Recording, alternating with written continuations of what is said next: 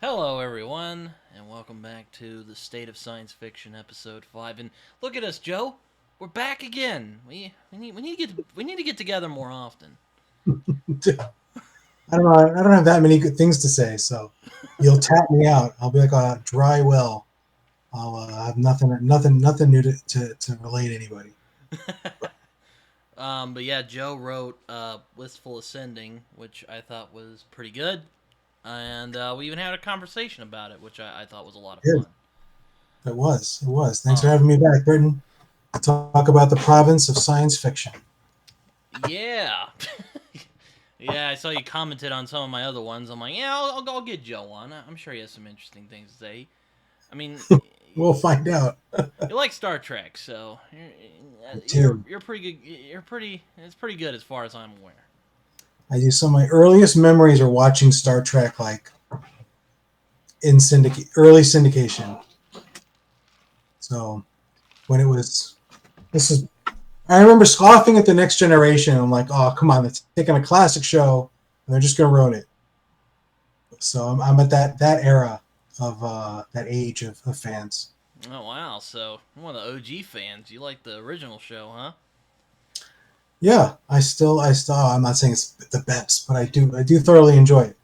One of my favorite examples of like storytelling and putting politics in a fantasy or sci-fi thing. One of my favorite examples is from the original Star Trek. It's did you have you seen the OG Oh yeah. the show? Oh yeah. It's been Remember a the episode? while, but yeah, I saw Okay, it. there's one episode in particular that I always love. They're like catching these like this they catch this guy who's supposedly a fugitive, and it's this race of people, and they all have faces that are half black and half white, but Oh. like makeup, white Mm-hmm. and black, not like our colors, but like actual like Mm-hmm. paint, right? And the one like the government is saying that the guy they captured that they caught is like a terrorist or something, and he's like part of a resistance movement or something. I forget all the details. And but he's from the inferior race on their world, and so the crew is like, and you get to the end of the episode somewhere towards the end, and they're like, but what? What do you mean he's a different race? He looks exactly like you guys, like the dominant race. And they're like, Mm-hmm. it's obvious for them. Like the black half is like the left side, and for us, so it's taking this thing and it's like this whole very obviously racist society. But I think people like A in the real world, right? Watchers very aren't going to be as subtle message about racism. It yeah, seems. but because it got you into this point where you're like, I can't even see the difference. And I don't know how many people went like, oh, I guess there really isn't a real difference. But it's like to an alien, would like black people and white people really be obviously different, or would it just be just another variation like height? Like, they wouldn't think tall people are once like race and short people are different race, right? So maybe they would. I don't know. Anyway, But that's yeah, my. I mean, I guess. I mean, would you call it Wistful Ascending science fiction? I would call it more like science fantasy, but I don't know. I would call it no. It's a, by the way I use those definitions in a very specific way, and I would say science fantasy. Oh, okay. Because there's explicit magic in there. Rohan's powers are magical. It's not like a space, an armored suit or anything. Like it's magic. So for me, if there's magic in a story, it's fantasy. And if there's advanced technology, it's science fiction. If there's both, it's science fantasy. Like I have a very straightforward way of looking at this. Yeah, but also, if I remember right, I think you told me this a while back, or maybe you said it on a podcast or something. But like, don't you have a philosophy?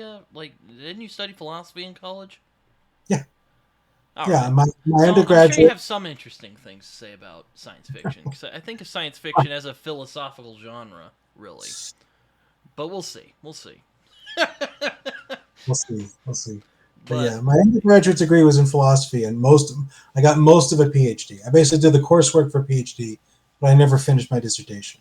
I'll admit, I did kind of go into a frothing rage today because you were like, annihilation. And I was like, you, Oh good no, God no, damn you. I I, was gonna.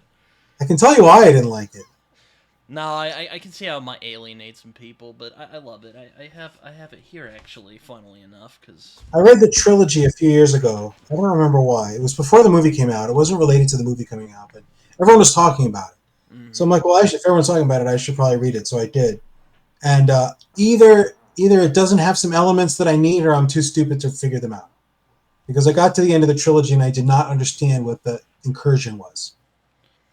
Yeah, I mean, yeah, I guess that's fair. I won't,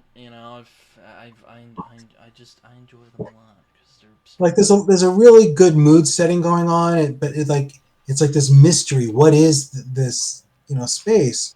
And I'm like, don't give me a bunch of clues to a mystery where there's no answer, or I can't figure out the answer. And three Then books should be enough. then he started ranting about Lost, and then he went on Twitter and started ranting about Lost, which This I is thought how was kind of most of hilarious. this is how my angry tweets start. It's Which always starting is with something. which is which is kind of funny. Which I don't blame you for. I know a lot of people are pissed off at Lost, but See, it's like if a show gets canceled and they don't reveal like the secret, that's different. But with Lost, the writers actually admitted that like half the mysteries of the show had no they had no idea the numbers. They never had a story for the numbers, right? Like they didn't have some kind of like someone the head writer was like, yeah, the numbers all tie together this way. I'm not sure we'll get to it. It wasn't that. It was worse than that. They had no clue, and I hate stories like that. It drives me nuts. Where so there's you're no not a fan of the like mystery. So I wouldn't peg you as being a fan of J.J. Abrams then, because he does that a lot. he does it a lot. He's done some good stuff, but he does that a lot. Well, he gets rewarded for it, which is the problem. It's our fault for watching a stupid movie. I think he has a lot. Okay, so I'm not an expert on J.J. Abrams. I remember seeing him attached to a bunch of different projects, many of which I liked. So in terms of the kind of shows he puts together, I don't hate them all. But that particular aspect of it, the I'm just going to pretend there's a mystery unfolding, so you come back to the next episode, but really there's no solution. I don't like that. Yeah, I mean, I guess with Lost, I don't want to get too much on a tangent here. There was always that sense that I never really knew if it was like a weird mystery show or if it was like more about the characters. I always I got mean, that sense. yeah, I mean they But wanted to be more about the characters, but I need the mystery to have a solution. fair enough. To characters were good. They did some good character work in that show. I mean, I watched a lot of it. I eventually watched all of it, and I watched a lot of it like the week it came out, which is how we used to watch TV in the before times. Yeah. Yeah, I remember watching The Walking Dead like that with my mom.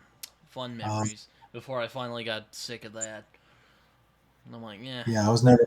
I watched a season of Walking Dead, and I was like, I don't want to watch this. But fair enough.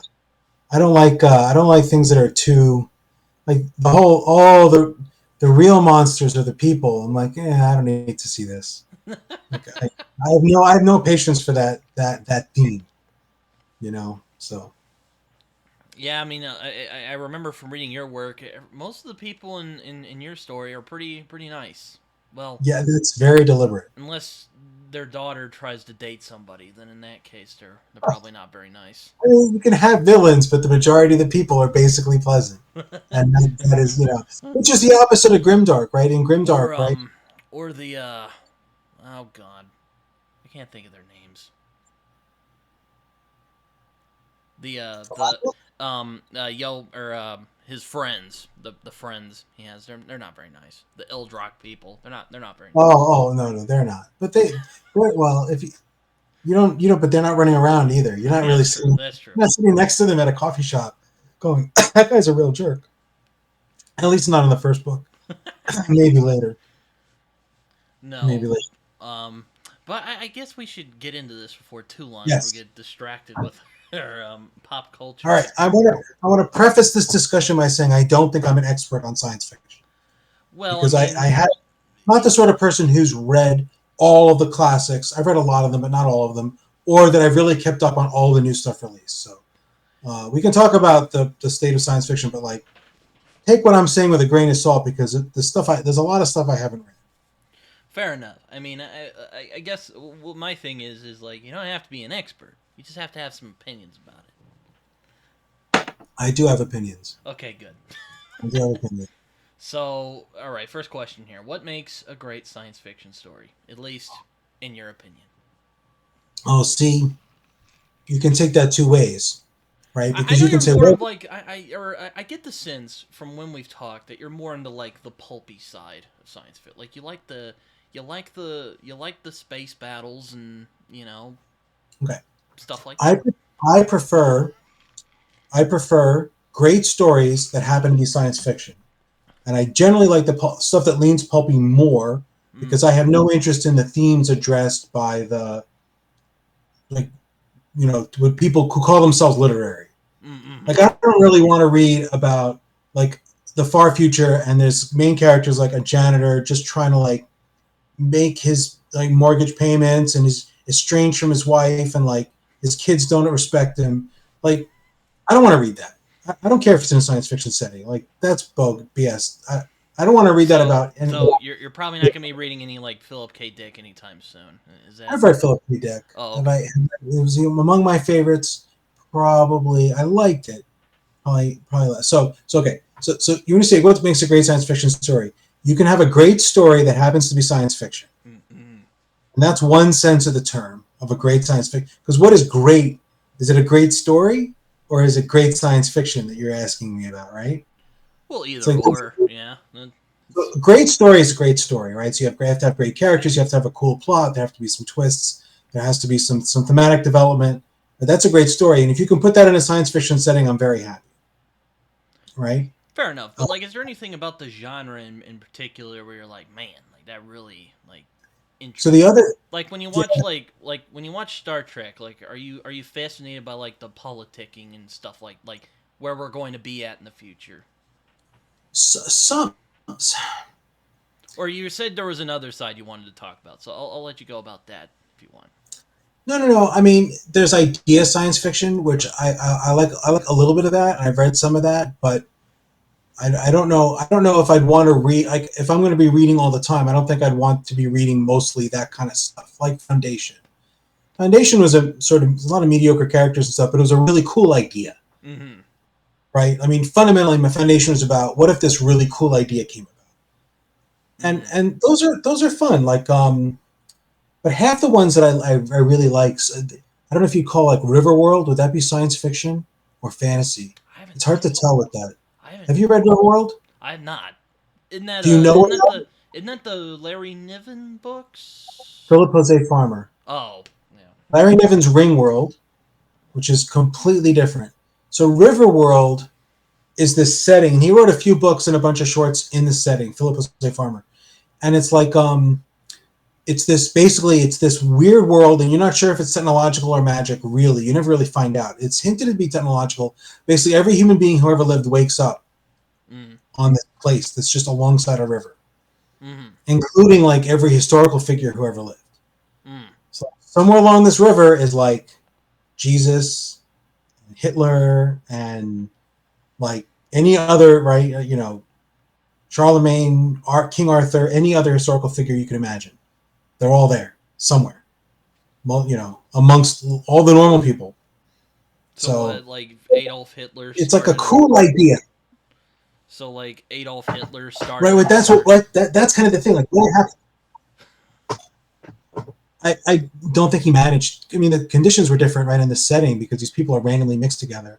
But you can have like a story where there's Hitler and Jesus are talking, and and they're trying to have some kind of they I imagine they'd be arguing, right? I don't know, but you can so it's like a cool idea that you can put in there. Foundation was a cool idea.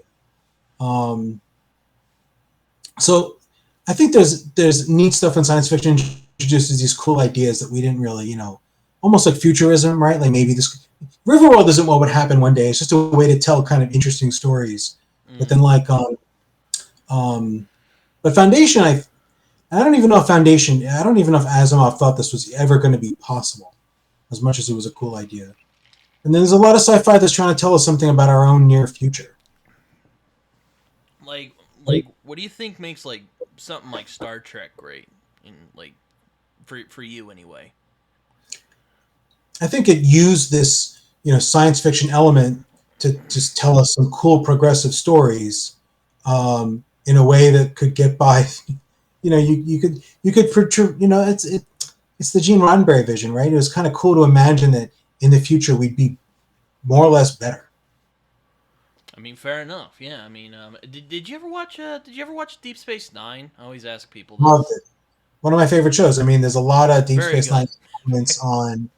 I mean, there's a reason I set up the reason I set my books on a space station. You know, I Oh mean, yeah, that's right. Oh man. I was deep into Deep Space Nine and Babylon 5 when it came. I didn't get into Babylon 5 the first year, but like the second year I watched it and I caught up on reruns. So I watched the whole of Babylon 5 very happily.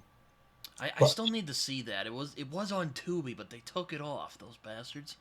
But what's funny about Deep Space Nine is that Deep Space Nine continued a sort of trend where we got a less ideal, like they tried to make it a little more realistic, which gave us a less idealistic view of the Federation. It was it was that's what I less, like a lot about Deep Space Nine, though. yeah. I mean, not that I'm like a complete cynic or anything, but it's kind of, or I guess I thought it was pretty fun watching the like, hey, the problems we have today, like we might be getting better, but they're still going to be there. Like we're, I do think we're getting better over time, but like there's still gonna be like, there's still gonna be power hungry opportunists out there, and there's still gonna be ethical questions about, hey, what should we do about this whole thing? Yeah, There's some great Prime Directive stuff in there. yeah. At least I like that stuff. I don't know about you. I did. I liked it in Deep Space Nine. I don't know if I would. I don't really know. I haven't watched any of the recent stuff, like the last 3 or 5 years, Oh because it's no, always it's on some streaming service I don't have. So I think some of it's gotten quite a bit darker, and I'm like, I'm not sure I'm up for that. But that's why I say I'm a lapsed Trekkie. I haven't watched in a while. uh, no, no, Though okay. I really like the Wrath of Khan. Like Wrath of Khan and Deep Space Nine is my favorite Star Trek stuff. So there you go. That's not unreasonable. I would probably say very similar things. Yeah, the Next Generation movies were never great for some reason. They were okay, but they were never great. I don't know why, but Oh, I think I only watched the one where Tom Hardy plays young Picard. Well, young alternate there Borg were Picard. It's weird. It's weird. there were a couple of movies starring the cast of Next Generation. I'm sure I saw them. I don't know. They clearly didn't leave a huge impression on me. I don't think they were great. I don't think But they were great. I mean, I know you also like Babylon 5. Again, I haven't seen that. A lot of my friends are like, "Oh my god, what?" But yeah. Babylon 5 was one, maybe the first, I don't know if it's the first show ever, but the first show that I was aware of that had like a plan, a multi-season arc Mhm. in place. And it didn't ever end up really getting filmed right because towards the middle of season 4, they couldn't get a commitment for season 5 funding. So they had to rush and squeeze in the whole ending where it shouldn't have fit Mm. and move some things around. So the show never really did what it meant to do. But if you watch like the first 3 seasons and then you watch season 4 and be like, recognizing that it was messed up, right? Forced outside of their control.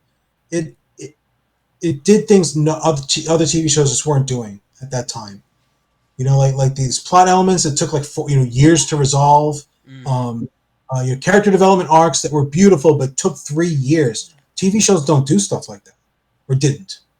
It's more common now, but B5 was like 30 years ago, wasn't it? Yeah, I was about to say, if that's the case, Babylon 5 was kind of ahead of its time, wasn't it? Yeah, it really was. It really was because that structure wasn't in place. It just was. Shows didn't do that.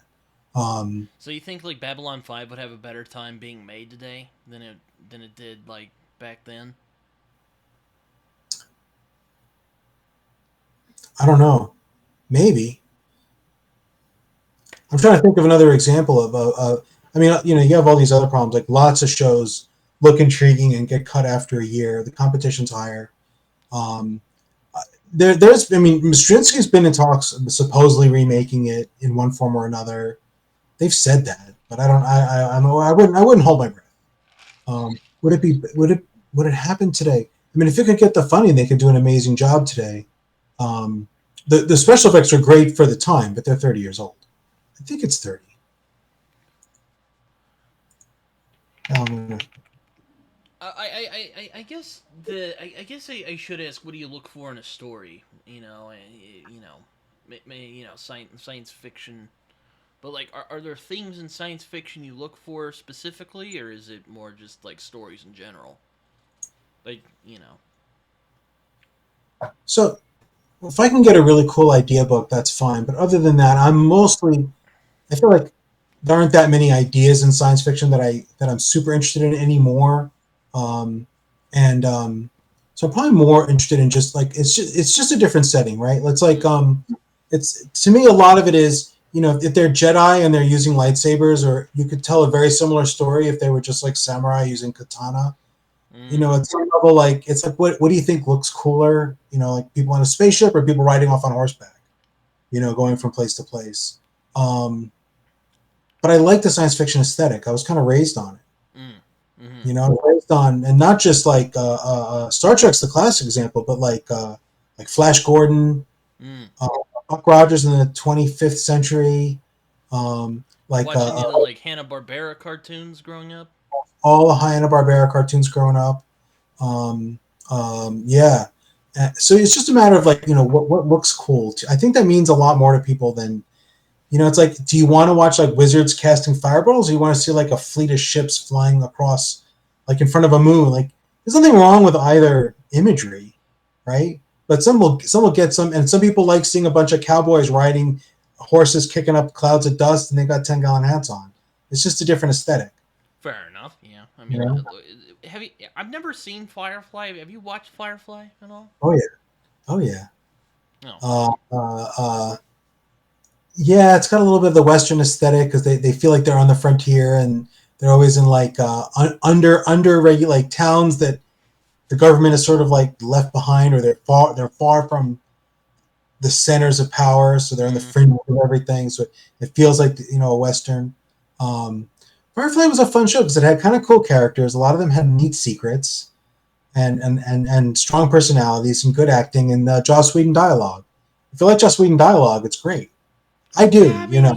you can't go wrong with that Joss Whedon dialogue. At least most I of mean, the time. well, there are people who hate it. All right? You have to acknowledge that.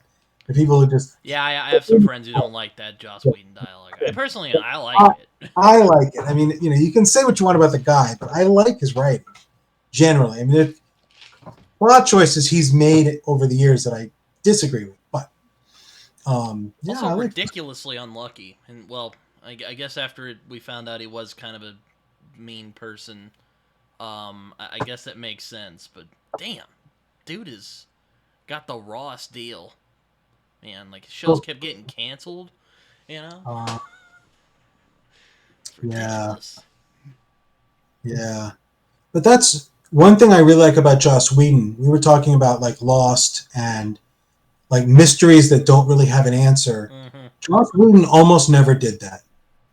He'd give like some kind of weird thing would happen, and you'd be like, that doesn't make any sense. There was usually a time later on where it would not just be a drop ball. You would all tie up. You would find out why that thing happened, that weird thing. I remember one season of Buffy. She got like, have you seen Buffy? No, Have you watched any seasons? Okay, I, so I've seen a couple episodes of Angel, okay, especially the one that like everyone talks about where he has his epiphany. But I haven't watched Buffy. Actually, no. I think I watched the episode where her mom dies. okay, but you know the setting. It's like an urban I know the fantasy. setting. Yeah, I Yeah. know. Yeah. Um, so there's this one season where all of a sudden she's got a little sister, and it felt like all these bad shows I'd ever watched where they just introduce a new character because they think it'll help with ratings or something, and you're like, this doesn't make any sense, and everyone's just treating this new character like she belongs there.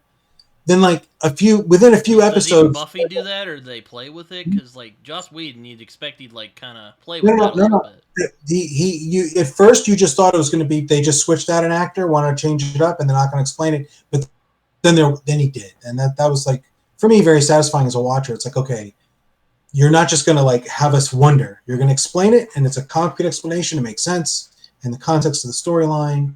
So I like stories that make sense, that tie together.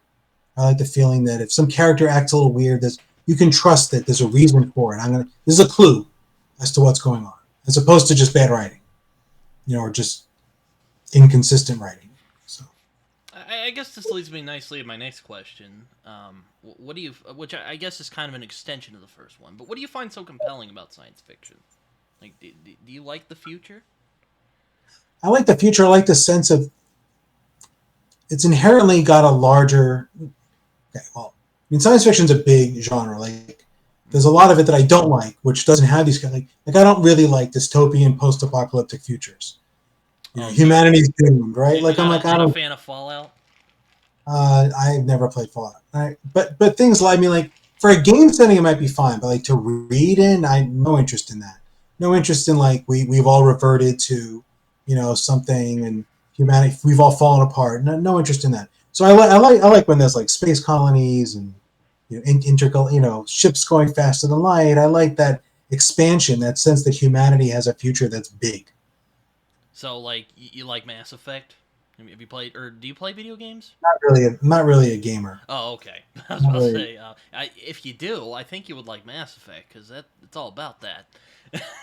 I'm a big fan. Is Mass Effect? No, that's Halo. Or you can watch playthroughs if you want. Like if you have time, like if you're like driving from places, you can watch them or listen to them. I don't know. Yeah, yeah, Anyway, okay. I'm no, not familiar with Mass Effect, but yeah. I'm trying to think now. What do I like in a science fiction story? That's a really good question. So I also just I like I've always been a fan of the science fiction side of like things that make people better, like advanced training or advanced um, mental techniques or even exercises or diet or enhancements that make us more than what we are. I've mm, always liked that. So, and sometimes it's technological, and then like you look at someone like Stephen Barnes, he wrote a few he wrote a few books about like advanced meditation techniques. Maybe people could become. It's a long time ago, but there was a time where that sort of these almost mystical things were like part of sci-fi in like the late '60s and early '70s, and even somewhat after that, in ways I don't know if it's really reasonable, but you could have psychic powers that you learn by like meditating with some guru, and you could call it science fiction. I don't know why, and it oh, wasn't called fantasy. he's married to Tananarive Dew. I Oh yeah, I Stephen Barnes. I don't think I got She's I don't think I got that name right. I apologize. I doubt she'll watch this, but if she does, I'm sorry I got your name wrong. she might be more popular than him. She's been getting a lot of awards lately. She's writing more. She writes more on the horror side of the world. Tenerife too, but you hear her. I hear her name quite a bit, and he's the guy who I read back in the '80s when he first started getting published. Well, I guess you were talking about enhancements. I guess that kind of brings me to another question. What are some of your favorite tropes in science fiction? Rather it be like AI or, well, like you said, enhancements or whatnot. I like some AIs. I like when I like the ones that play with AIs and play with identity in interesting ways, like is it Ancillary Justice and Lucky? That sounds Um, right. I haven't read that book, Ancillary. but I've heard of it. I love those books. The trilogy was just wonderful. This notion of personalities made up of once you have like this idea that you could somehow communicate between one brain and another electronically, you could where does one person end and the next one begin? So you have this notion of these collective like personalities. This is cool. It's cool stuff. I don't know if it's useful. Like I don't know. This isn't like on our in 10 years this will be happening with us, but it's kind of cool to read about. Yeah, I guess that makes sense. You have an AI character in your book, so or the I one have I a read lot. anyway.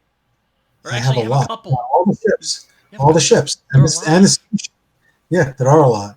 I like that. I like this. I like exploring the notion of personality because I mean, fundamentally, the thing about a person is you have like driving forces. We use the term wired into, but it's kind of wrong, right?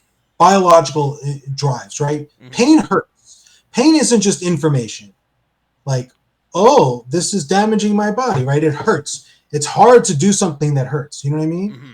But if you have an AI, there's no particular reason that how they're set up is completely up to whoever built them or however they were trained. So it doesn't have to match with what people have. So you get this. It opens up little windows of exploration. Yeah, I actually am quite interested in a similar. Oh, that is my upload podcast. Luckily, I did that today, so I don't have There to you worry go. about that. Anyway, what was I saying? Oh yes, I'm very similar in that way. I really like AI because I think there's a lot of interesting stuff you can talk about with like consciousness and Yeah, identity and what makes people who they are. That's kind of my favorite angle of sci-fi anyway. I don't know if you feel similarly, but I like it up to a point. I mean, you kind of play with that in you kind of play with that in Wistful Ascending a little bit with the AI or Yeah, the I play with shiz. more. I play Shiz with are all free. over that. What does free will mean when you are an artificial intelligence? What's moral if you're an artificial intelligence? I play with the morality stuff a lot. That's Yeah. what I studied. That's all that philosophy training coming back to haunt me. Like I have to read Sartre. I'm going to get him into this book, even if it kills me. Make that all worth it. Oh man, you like Sartre? Oh god. I liked Sartre at 10 years after I read him when I finally got the gist of what he was trying to say. Okay, fine. Yeah, I mean, That's my experience with all the existentialists. yeah, Nietzsche, Sartre. I'm just like, one day I'm like, oh, they're all saying something. It wasn't as complicated as they made it sound. I view sci-fi as a very philosophical genre. Is there anything It can be. particularly, or well, it can be, yeah, but Yeah. I mean, I guess you could say that about any genre. But I find science fiction in particular has a lot of rich implications about, you could play with a lot of Well, that's the philosophical beauty of it. concepts. You can do thought experiments. And in a Mm-hmm. way, world building in science fiction is always a thought experiment. Mm-hmm. Like, and you can see someone's beliefs about the world come through and how their world building works. Mm-hmm. So, just for example, you have a zombie apocalypse, and then humanity is reduced to small tribes of hyper violent and very tribalistic groups that are constantly fighting each other for shared resources. Right? That setting sounds very typical of like zombie apocalypses, Uh, but that's presuming a very particular view of like how people will act in the face of adversity, which doesn't necessarily match historically what happens to people when there's adversity. People tend to band together and stick together and not form little tiny units of. There was this. I remember one guy talking about if there was a zombie apocalypse and they're driving by in a truck and they like this guy's trying to join their group and they like beat him off with sticks. Someone's like, yeah, that's what would happen. And someone's like, no, because like, what if that guy's like a dentist? Like you can beat him off with sticks, but he probably knows something that can help you. You want him on your truck going back, to be safe. Anyway, yeah, I mean, though, I mean that's true. That's always true. Though, also there could always be people running. I guess maybe you would like Fallout because like a lot in Fallout is like people or just the setting in general. Like as much as there are like raiders running around and doing stuff, there's other people who just want to get by and get along. yeah, yeah, I like that stuff. Um, but So you like everyone to get along? Is that? not everyone, right? Right. That But then you don't have a story, that's or true. you right, or hard, it's hard to have a story. I like to have because I like to have villains, but my villains are there's usually a reason for their. When I write, I like to have villains that there's a reason for their villainy. In science fiction, I prefer villains that aren't. My biggest flaw with science fiction, I find they often make the villains overwhelming and weirdly evil. Like just this great darkness that wants to swallow the sky, and it's like okay, So like I'm like not. so like so you're not really into like Khan from Star Trek? Going back to the He Star was Trek good thing. though. No, I like Khan. Oh, He okay. was he wasn't overwhelmingly. He wasn't overwhelmingly powerful. I don't like the replicators from Stargate. They annoy me. Trying to eat everything, like little bugs, but they Oh, can make more. So they like take over your base, and then they're like nanobots, but they're bigger. so did you All right. watch So like Starship Troopers, the movie anyway? I saw the movie, but I don't remember Oh, okay. I was about to say there's. it. How did you watch the brain bugs? How did you forget about that? That scene The brain bug traumatized me. one. No. Wait, what? Oh, in the Starship Troopers, takes his little thing and just shoves it in the dude's brain. Ugh. Anyway, I don't want to think too much about that. I don't remember that movie at all. I'm getting mental images of it again. Ugh. Oh, gee. That's from Khan, though, is the brain bug. Oh yeah, yeah. We keep coming back to brain bugs. Now I'm going to put brain bugs in my next book. Poor Chekhov. Yeah, that was rough. That was rough. Um, what else is good? Yeah, I didn't see Starship Troopers. I read Starship Troopers. And I kind of feel like I should watch it again because I keep seeing Twitter storms about was it fascist or not? And I'm like, I don't remember at all. I watched when it came out. It was like 97. It's like a long time ago. Anyway. No, but it kind of reminds me of something. It reminds me of when me and Raph had this conversation, and we were talking about like he was talking about how he felt that sci-fi is inherently political because like you said, there's as much as there's a lot of discussion of hey, what would the future look like, Okay. and one might and one could make the argument, and Raph did that that's a political belief, I guess, in some ways. I don't know. It is. It is like it's very hard to find a sci-fi that's anywhere like if it's okay. Sci-fi is a big topic, right? So Star Wars may not. It's not about Earth, right? It's not about our future. It's a Mm-hmm. galaxy far, far away, far long ago. I mean, I would say it's a fantasy story, really, but Okay. I Okay. won't go into But that. if you restrict yourself to stuff that's like about our near-ish future, Mm-hmm. it's very hard to find a story that's not going to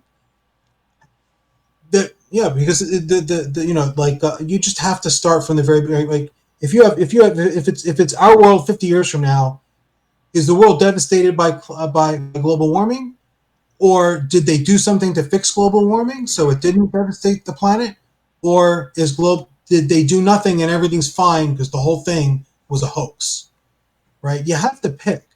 It's very hard to tell a near future story where you don't have one of those three outcomes. And whichever of the three you pick, that tells me what your politics are. Fair enough. I mean, I don't know if I think it in like. Look, if you're a conservative, you have to say something like, "No, they ruined the economy by doing these things and restricting stuff, and it didn't help. It turned out global warming was was going to be reversed by the next ice age anyway, and everything was fine." Right? You can say that, but that tells me, where you stand. And if you're like super progressive, you have to sort of say either the world is like in a lot of trouble or there was some technology brought in to fix, to sequester carbon or something, right? Or the big shield in the sky to stop some of the sunlight from coming in to cool the planet. I don't know. Some of the people have proposed that, not jokingly. Oh no! I don't disbelieve you. Or is that a word? Yeah, Disbelieve? yeah, That's a word. yeah, I think that's a yeah, word. No. yeah. Yeah. No. I Oh hear yeah. you though. I don't know if Well, I guess I don't really think of it in that straightforward, but yeah, I see where you're coming from. And that's an easy example, but and a lot of books can just kind of skim over enough of that you don't really get a sense of the politics, right? Sure, yeah. Like you can not mention it. Like if you just have an adventure story or like a spy story, and you don't even mention what's been happening with the climate, you can just kind of ignore it. Right? So on some level, you certainly can do that. Um, but people's politics tend to bleed through in Oh yeah. sci-fi more. In sci-fi more, because I think we all take for granted. See, with It's about fantasy, the future, Joe. People have thoughts right, about right, that. right. But if you take fantasy and you just have everyone in a feudal system, everyone just accepts it. No one even questions whether it makes sense or not. I mean, even in Because Wistful Ascending, like there's people who just want to get on with their lives and forget about the past, and there's people who are jerks. Like yeah, you just want to yeah. conquer everything. Well, Wistful Ascending is kind of political, right? Like you've got this station where it's basically people get fed and they get housed, and they don't really need to work. And there are people who think that if you take a population and put them in those, if you give them, some kind of sustenance for free, right, Mm-hmm. that they'll turn into like criminals and degenerates and run around rampaging and stuff. And instead, what I propose is this station where everyone has enough to eat and they have shelter, and they mostly spend their time being productive because why not? Yeah. but that's a political position that I'm not. It's not the theme of the book, Well, yeah. right? Like, But it I'm not is spending there. dozens of pages explaining that that's what's happening, but that's what's happening. So, Sure. Yeah. No, but I think it's interesting that, like, I don't know if you were intending to echo Raph there. I'm sure not, a little bit. but or well, probably a little bit, yeah. But you know, I thought it was interesting you echoed Raph there because he Yeah. said something similar. Well, when Raph interviewed me about Wistful Ascending, he titled the video, "Socialist Utopia Wistful." So my name is forever on an interview about socialist utopias as long as Raph's channel stays up. So Get I'm all sure I'm the on. chase all the Iron Age people away I while you're at it. guess. I guess. Return of the Griffin's going to do that for me. Um, but that's okay. No, but are there other tropes that you enjoy, or is that kind of the gist of it? I like fighter pilots. I like faster than light travel a lot. Mm, I mean, books about like interstellar wars that take into account time dilation and like physics as we know it. mm-hmm. That's interesting, but I don't want to read about that. Like that's like take the brakes off. Let's have some warp drive. So I like big, and they also are I like big starships. I probably Um, should have suspected from your Star Trek love. yeah, I like a big ship traveling through space like the Star Trek. I always love the Defiant episodes on Deep Space Nine. I always love when they were on away missions on B5. But like Blake Seven, like just those, you get a bunch of crew. Firefly is the same thing, right? A bunch of people on it's a small ship, but it's still a Is ship. Blake Seven kind of dark? I'm kind of surprised Blake you. Seven is a little dark. It's a little dark. I actually never watched all of it, but I watched a chunk of it. But when I was a kid, there weren't as many choices as you have. Fair enough. Fair enough. There weren't as many things to watch. I watched a lot of anime, a lot of sci-fi anime. Um, some of the earliest sci-fi I really got into was like Battle of the Planets and Star Blazers. Oh yeah. Did you watch Cowboy Bebop? Yeah, but I wasn't a kid Oh, when that came out. I watched it. I'm not as huge a fan of. I like Cowboy Bebop. I actually like the live action show too, which most people don't. I didn't love Cowboy Bebop like other people did. I don't know why. oh, it's I my liked it, but I wasn't. I didn't. I wasn't. Didn't resonate with me somehow. it's my favorite Um, anime. yeah, so I like big ships. I like I like expansive. I like lots of alien races. I like huge space stations. I like a little bit of the strange, like giant giant cities that take up entire continents, like that kind of stuff. I mean, fair enough. Yeah, I like that stuff. I like. I mean, I guess kind of going back to the. You've been talking a lot on this series about feeling like there was a quality in older science fiction books that you are not seeing in more recent stuff, right? Well, a The little bit. There's. qualities you like. So what is it that you like about some of those few that you mentioned? I know you mentioned Jemison. I don't want to put other titles in your mouth or authors in your mouth, but what do you feel? What are the things that you appreciate in some of the past sci-fi that you're not seeing as much of? Uh. Oh man.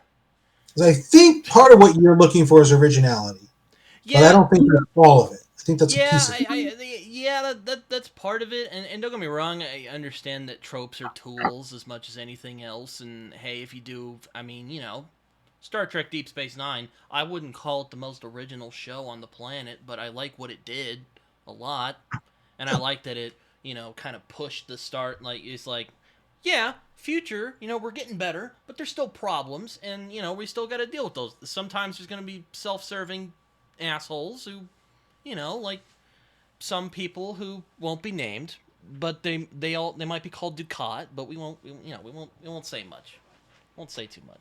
But my point is, um, well, I get why I started this is because for one, I don't know if it's necessarily that because I think there's some quality sci-fi that's being written today, which we'll get to. Sure. But my main concern though is I find like a lot of it is marketing really. And I'm not really. I'll admit, I probably, I may have, I should have gone for a marketing degree, really, but I digress.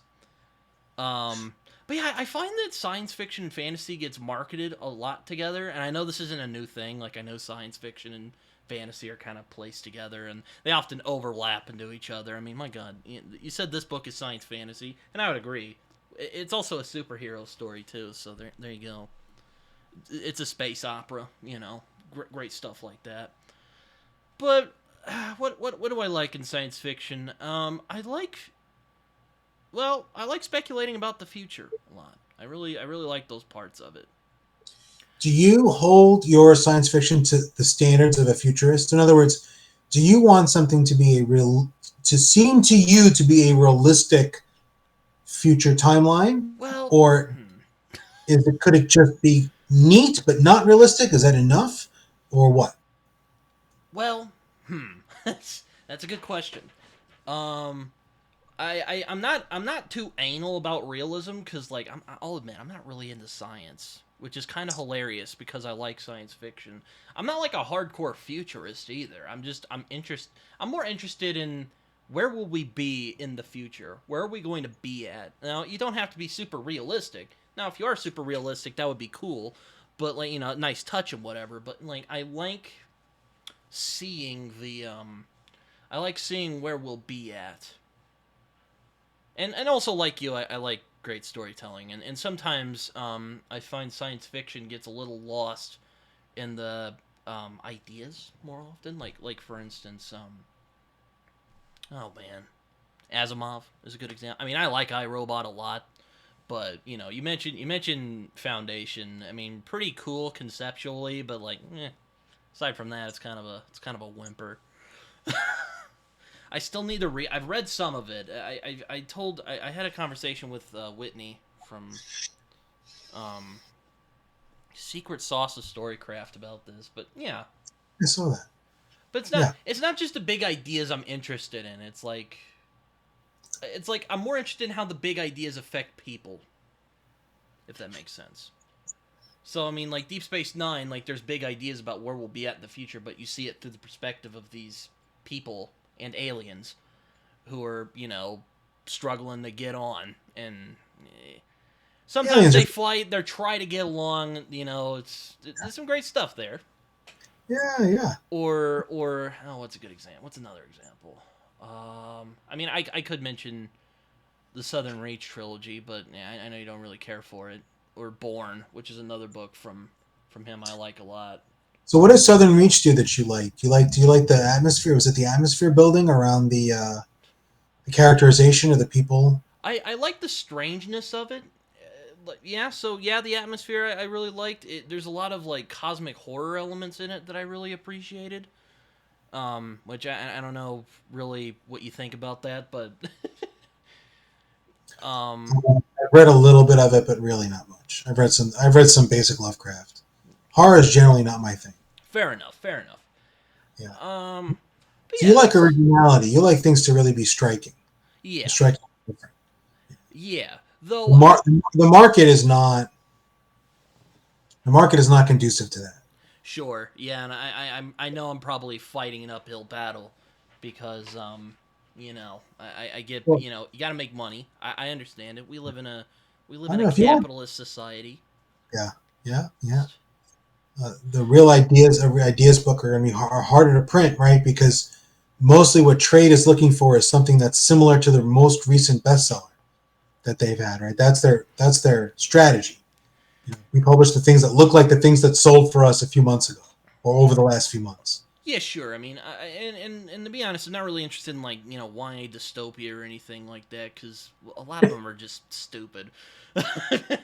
To be I just have no frank with interest. you, they're not really fun. I have no interest in it. Why is like almost an immediate DNF for me lately. That's not all of them are bad. It's just the No, dystopia. Like, no, not all of anything is bad. I mean, there's some really good I YA. mean, I like your book, and I won't pretend like your book is like yes, like that is some deep penetrate. Well, actually, I'm not. There's some good like morality stuff in here that I really liked. So It's not about the I future might at I all. might not be giving you enough credit there, Joe. So I'm sorry. It's really fun. No, no, no. I wasn't trying to write Three Body Problem. Okay, yeah. I don't know if Okay, I would like Three Body Problem because, like, again, it's not just about the ideas for me. Like, yeah, it's I've heard not good things about everything other than the ideas of Three Body Problem. So I had to look up what the three body problem was. Someone was like, Show "Do you was even know pretty what it is?" solid. I'm like, I don't. What? Show was solid. Yeah. Though I'm still kind of mad at Benioff and Weiss for screwing up the Game of Thrones ending.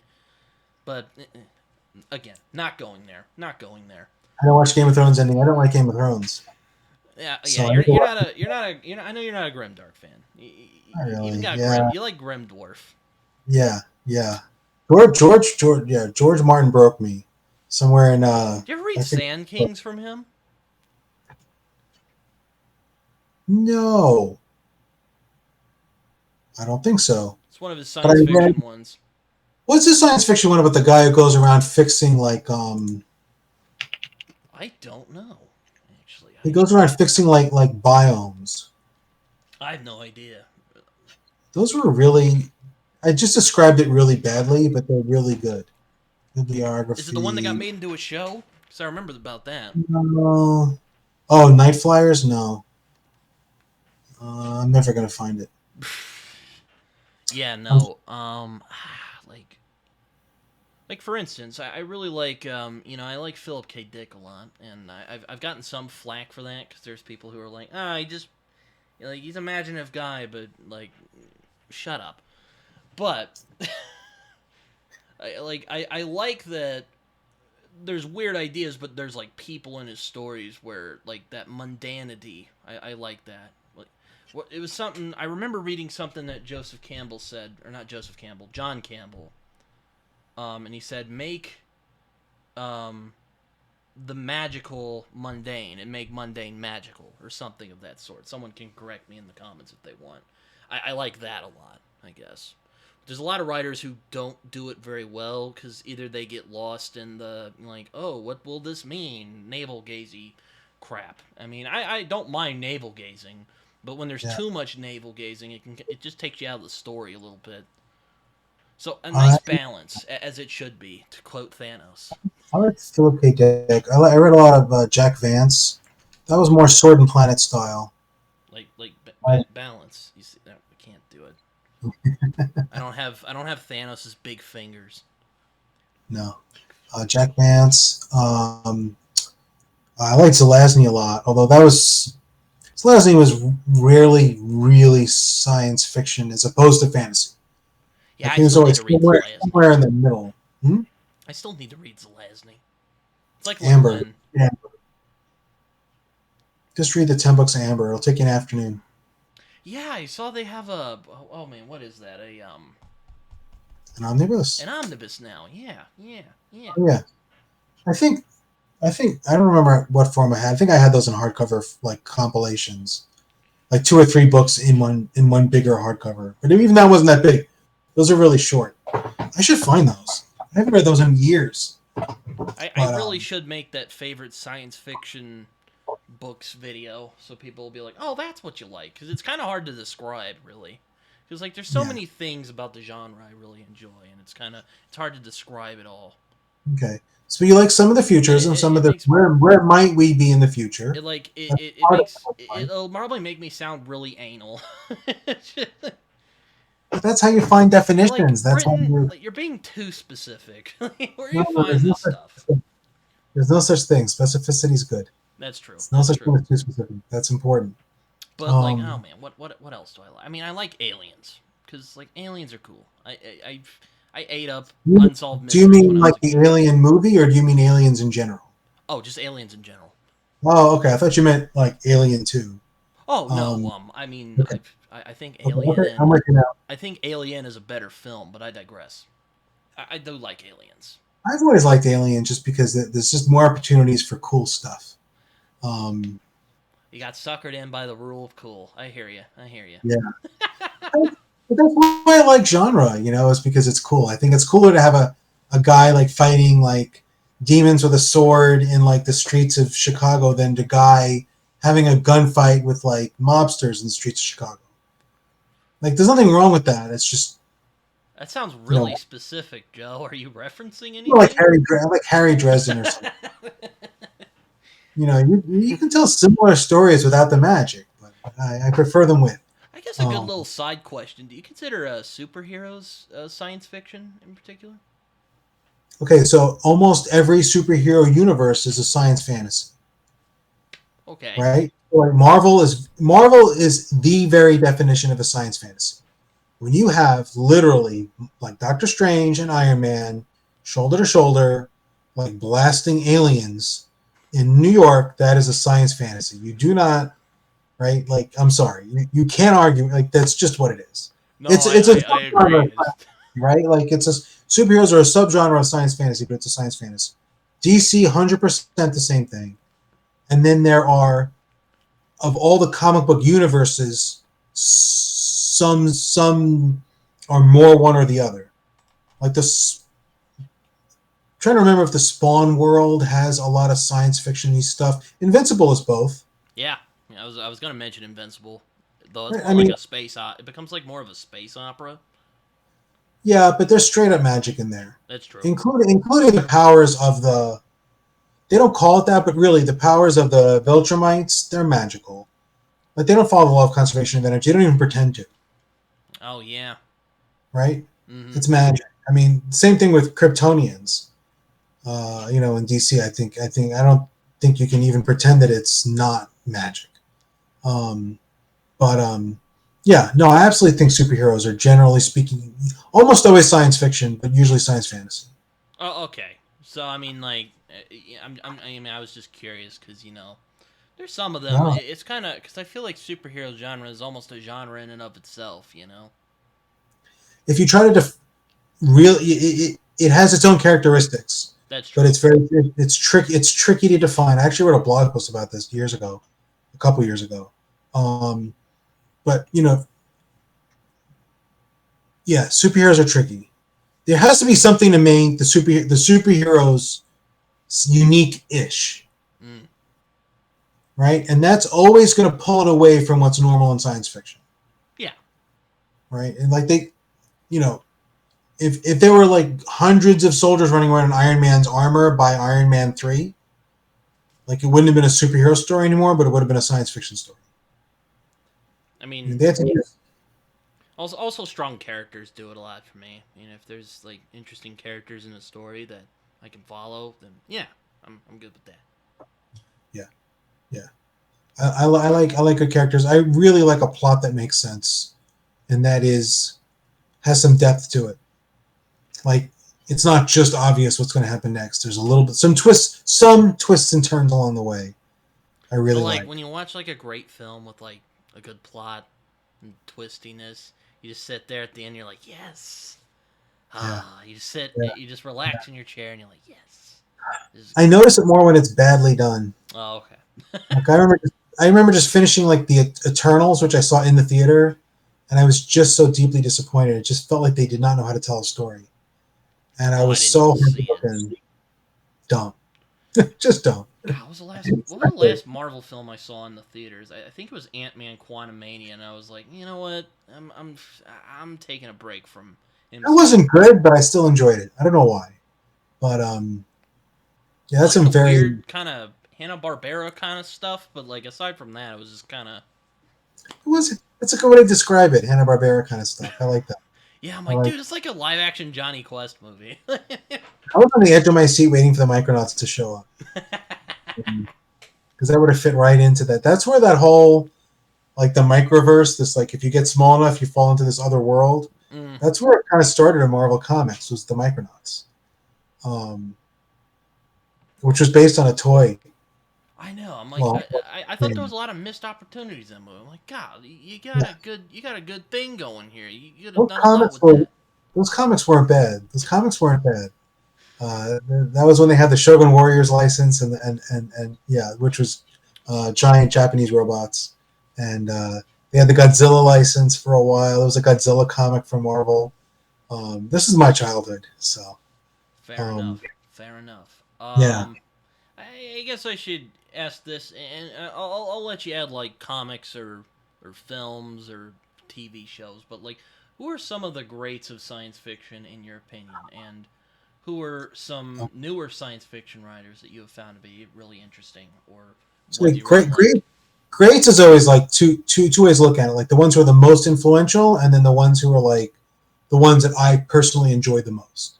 Well, I'm more Right? going for like who you personally enjoy the most, and where you're like, yeah, that's Like I really like Steve Perry. He wrote The Man Who Never Missed. It was a series. It was like tying martial arts into a science fiction setting. mm, It was just fun. I don't know that I'd It's just stuff that resonated with me personally, right? I was a big Dune fan. mm. Um, God Emperor, especially some of the things that happen in God Emperor, I just loved. Oh yeah, I Um, remember. I remember you commented on my Dune video, and you were like, I kind of like it as a pulp adventure, and I just remember I was like, thank you, someone sees it. yeah, You know, I don't know that I really saw it until you said it, but when you said it, I'm like, that's what I love about it, right? If you just think of like the Bene Gesserit is like a martial arts school, right? Like they're superheroes, right? They just have superpowers. They can all this body stuff, the martial arts, and then you just think of this as these like different organizations of like super warriors fighting it out. yeah, It's pulp. it's like I was thinking like Barsoom, except like better thought out, because like Yeah, though yeah, Barsoom is, you know, I don't, it is pulp fun, which is fine. I like that, you yeah. know. I Oh, don't I know if grew up on. I don't know if I hold Burroughs in the same. Um, I don't know if I like him as much as I enjoy like Robert E. Howard, but I think Burroughs is fun. No, I think Burroughs is definitely not doesn't have the quality that Howard. I mean, he was really a machine, His pumping out very. imagination, though, my God. He did, but he'd spread it out, right? So he'd think of some cool stuff, and he'd make like 5 books about it that didn't really need to be written, which was fine. There was, I mean, he Yeah, like guy Burroughs, was I pretty dope. admire his imagination more than I do his like actual like written work. I'll put it that way. Craft, yeah, yeah, that's fair. That's fair. Though I I have read a about, kind of soft spot for Barsoom. I kind of like we should have a modern Sword and Planet book. We need that at some point. Come on, guys, get get on it. I mean, there's no, yeah. I mean that was part of my motivation for Wistful was a more pulpy space opera look at stuff. Although it's not really, You he should doesn't do use it, a Joe. sword. I think you would do well on a Sword and Planet kind of. We'll see. We'll see. But Maybe I'll no, do it someday. I don't know. there you go. There you go. I read all the John Carter stuff was good. What were we talking about? Who do I like? Um, so recently, I really like Ann Leckie, Mm. the Ancillary Justice series. I read other stuff by her, but the Ancillary Justice series is the best. The other stuff is also entertaining. I like. I don't like everything Martha Wells does, but I really like Murderbot. Um, Ha! I the still world need to building is read that. there's really not much in the way of world building, but it's just a very very cool character. It's a very well done, highly entertaining, and super interesting one character. You don't really get a lot of insight into anybody else in the world, Yeah, but I've heard that most one people character. like it, except for my friend Jason. If I remember right, he described it as the most joyless reading experience he had. So, I don't know where I'll fall in that in that I range. I hope not that bad, but it looked I don't think fun. he and I have matching taste, but the main character is a very potent voice, and if you don't like it, you're not going to like it because it's first person and you're just in that voice the whole time. But if you love Murderbot, you'll love Murderbot. So like that's kind of how that goes. And the stories are a little bit repetitive, but it's fine. I mean, I know you Um, mentioned Jack Vance, so do you like Jack Vance? yeah, I haven't read that stuff in a long time. I mean, I read a lot of Vance, I read a lot of Moorcock. Those guys were influential on me in the comic book world. Jim Starlin was a big influence on me from a science fiction perspective. Those early Warlock stuff, the early Thanos stuff from the 70s. I thought that was just fantastic. Huge. You add the visuals to it. Mm-hmm. You had like Warlock on the deck of this huge spaceship with this huge glass dome. And he's looking out at the stars, and there's giant monsters floating out there and stuff like that. Those visuals are so potent. You can read all the pulps you want, but you add that Starlin artwork to it. It had an impact on me. I was a kid, but it had an impact on me. So that was good stuff. Um, Who else? Oh, I like Gideon the Ninth, but I have to read the other two. I There's still yet just to read that. I don't know. It's one of those books I looked at. I'm like, okay, and I know this might sound like a cop out because this is every book, but I'm like, this is one of those love it or hate it kind of books. Like there is no in between here. This does not look like an in between book. and the problem was as good as it is, and it's a very good book. It got a tremendous amount of hype because it had one of the best like pitches I've ever heard. Like the line, lesbian necromancers in space. Oh yeah, yeah. Like it's like, That was what I was like okay, maybe this actually might be like but that that might be I a bop. Because hey, I'm suckered in by Rule of Cool too. I'm not ashamed of it. but that pitch is so phenomenal and so brilliant and completely accurate to the story. That is really what it's about. And somehow it's so intriguing, and I don't know why. But like, it's not like it's a bad book with a great pitch and that got out a lot of marketing steam and it sold well. I'm not saying that. It's a really good book. But then I heard also that she took real risks with books 2 and 3, making them really different from book 1, which makes me really want to invest and read all 3 when I really have time to focus on it. I've heard she uses second person in the second book, so good luck with that. Yeah, all I know is I'm too. I know someone who knows Tamsin Moore, so I'm like 2 degrees of separation from the author. So that's very exciting for me. It's not really exciting, but it's one more because if I told you this, my college roommate won a Hugo. Oh yeah, yeah. In our Yeah, podcast episode, you told me he that. knows people. He knows people in the writing community that because he's been bought by Tor. So I'm 2 steps away from anyway. Not important. Um, and a lot of science fiction that influenced me was also from Asia. So a lot of the comics and stuff I'm thinking of were maybe science fantasy, but but but also some of them were science fiction. A lot of anime, Alita, Battle Angel Alita, stuff like that. Um, I'm, I'm blanking on names. But when I was younger, I was really into Battle of the Planets and Star Blazers. Star Blazers was also transformative. That was like a season long cartoon with a through story, which you didn't see in American cartoons. Mm-hmm. I'm trying to think who else. Steve Perry. I'm a big fan of Simon R. Green. He wrote like very pulpy space opera type stuff called Deathstalker that I still remember really I've heard a fondly. lot about this on BookTube. Apparently, that's one of those like unknowns that have kind of blown up recently, or Oh, really? not blown up, but I've seen a couple of people mention Deathstalker to me. Nice. I try to mention it wherever I can. It's I think almost a maybe you were superhero. one of the people who mentioned it to me too. It's almost a superhero story because the main characters go through like this transformative event. Like a group of them they get superpowers. I mean, they don't call it that. It doesn't use the language of comic books, but they get effectively they get superpowers. And um,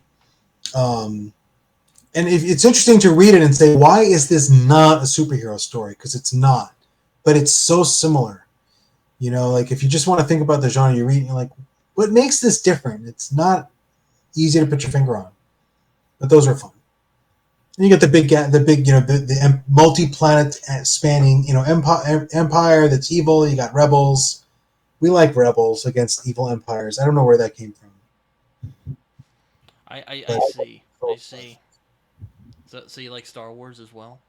'Cause- I generally do. I actually generally do. I don't. I didn't like the last. I didn't like at least 4 of the movies. I really didn't like. Maybe 5, and then but I watched the shows. I'm a big Mandalorian fan.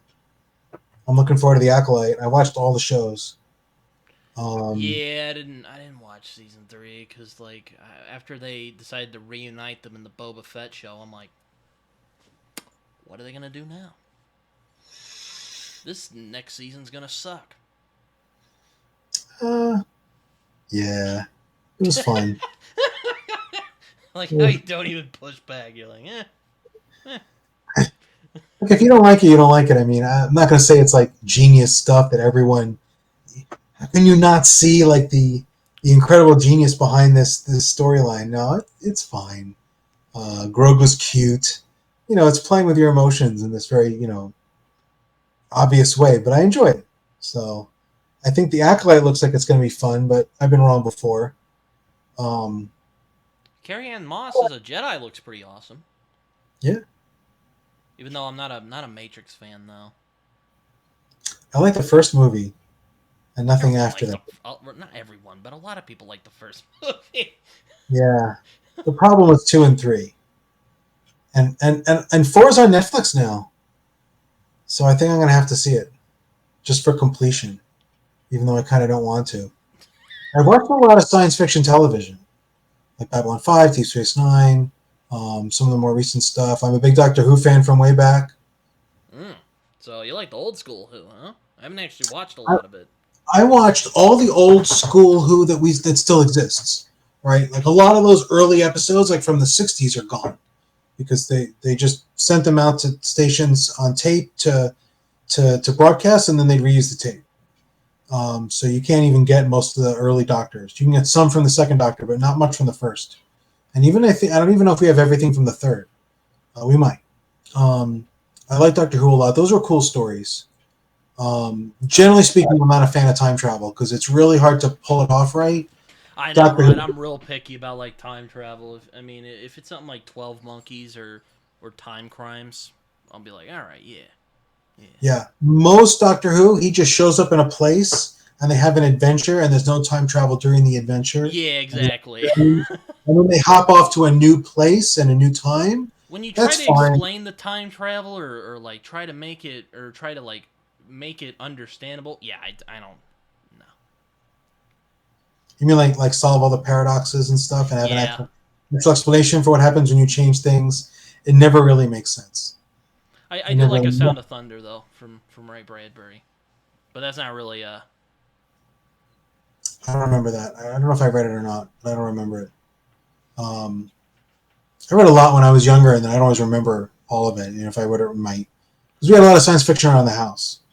Like I read a lot of I read a lot more of the pulps, like Lensman, which is really hard to read now, but it was really cool when I was 10. Was it like racist or something? It probably would be, except I think it just didn't have any people of color in it. Oh. Right, but like it really was written in like the 30s, almost 100 years ago. I'm not even kidding. And like it was very much like the women were all just like fetching sandwiches while the men solved the science problems and built the star drive. Oh yeah, I'm not even exaggerating. And I bet that aged well. So my mom was just telling me that she was trying to reread them because she read them because I got them off her shelf. Because my parents read it, and that's how I read it. It was on the shelf. Like, I'm bored. Here, I'll read Lensman. And she tried to read it. She couldn't get through the sexism. So, but that was neat. Like the Lensman was really cool because it had this escalation of it was a progression fantasy in a science fiction setting. Right? Like, you ever watch Dragon Ball or anything? Yeah, I've seen Dragon Ball. Okay. So it was like that, except they didn't train, but they would invent some new technology. So like a new ship, a new drive, a new kind of shield, so their ships could, or new power plant. Ships became more and more powerful. So by the final book, they were literally like strapping engines onto entire planets and sending them off at their enemies as like a missile, slamming the planet into another planet. And I'm like, this is real pulp stuff. I hear you. It is as pulpy as you can get. and my favorite scene of all is there's this one scene where their engine is like way more powerful than they expect. So this whole ship is like lost in space. They've gone off the other side of the galaxy. They don't know how they got there. They don't know where they are. So they're reading the stars, trying to figure out where they are. And there's a whole floor of engineers. And they all take out slide rules. They can calculate their position. Because it was the 30s. No one thought computers would ever. No one had that idea that you'd have computers do your calculations for you. They're taking out slide rules. You probably don't know how to use a slide rule, right? Wow. Hey, did you ever read Gore? Which I don't know if that's, I guess that's more fantasy than science. But did you ever read Gore? I read more than 20 of them, Oh maybe my more god. than 30. I'm so sorry. Was, the thing about Gore is, okay, the first seven or so, 6 or 7 books are just a ripoff of John Carter of Mars. It's almost the same story. It's Gore, it's not Mars, but it's almost the same thing. After book, I want to say it was somewhere in the middle there, but towards the end, once he started writing his own, it really shifted, and he added in all the politics, and it got really weird.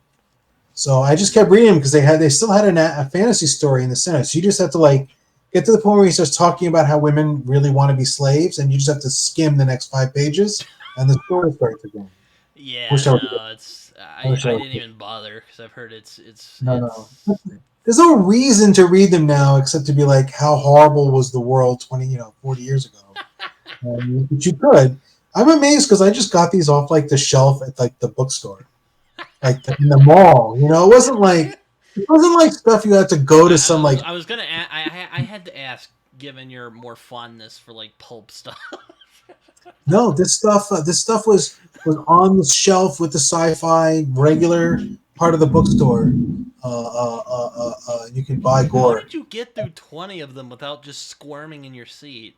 I was squirming, but also I was young, and I don't know. I don't know that I didn't think that. Oh, he's obviously right, but I was just like, I don't care. And a lot of it is just not having as many choices, right? You couldn't go online and read the synopses or reviews of all the That different books yeah, coming out. that's fair. I mean, It was a lot harder to find these media that you were interested in. If you're interested in a sword, probably what I really wanted was I just wanted Sword and Planet stories, and there weren't that many of them. So I'd pick up what I could, and sometimes I'd read something sort of at the periphery of that. mm, Um, so you'd pick up other stuff, and sometimes I just read the stuff because my parents had it on the shelves. Like that. I'm sure that's how I read Dune, because my parents had all the Dune books. I'm like, oh, I'm gonna read this, so I did. yeah, yeah, yeah. Trying to think of what's recent. It's a lot of films. Um, yeah, yeah.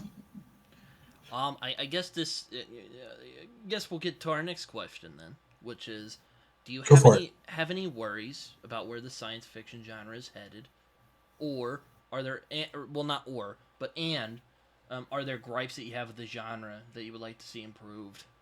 Because there's always stuff that bugs us in genres we I, love. I I mean, the advantage to indie is everything can get published.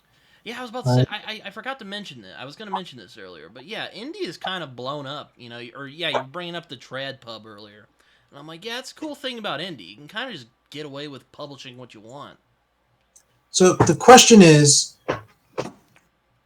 I think a lot of us suspect that the way trade has gone, the next N.K. Jemisin is going to have a hard time getting published. Mm, mm, mm. Trade has really gotten very focused on, we're going to pick up certain kinds of books. So are the next great science fiction going to come from trade? I think there's reasons to be doubtful of that, but maybe I'm wrong. Maybe a good enough book would still get picked up, but it doesn't have to, because you know well, you can publish it yourself. The next great book can be made available, and then we have to kind of hope that we find the discovery methods and develop the discovery methods so we can find those great books that aren't coming out from trade, because that's always the tricky thing. That's what SPIFBO is for. That's what SpaceFic is for. That those help, but the review community, the booktube community, that's how we're going to find the next great books. So given that indie space exists, I'm not as worried as I might have been Mm. 10 years ago, Fair because enough. Yeah. science fiction can get out there. The gatekeepers aren't there anymore. Yeah, I mean, I guess this is kind of why I made this series because I Yeah. find that with a lot of the marketing of a lot of science fiction, it's very indistinguishable from fantasy nowadays.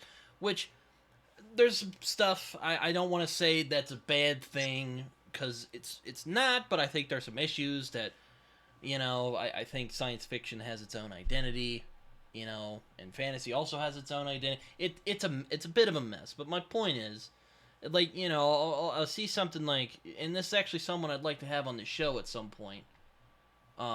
Christopher Rocchio. I just need to read his. I just need to read his book, which I'm. Yeah, those are on my list for the year. I just read the first two Red Rising books, Oh and yeah, Rocky. what'd you think of those? I heard they were very YA-y.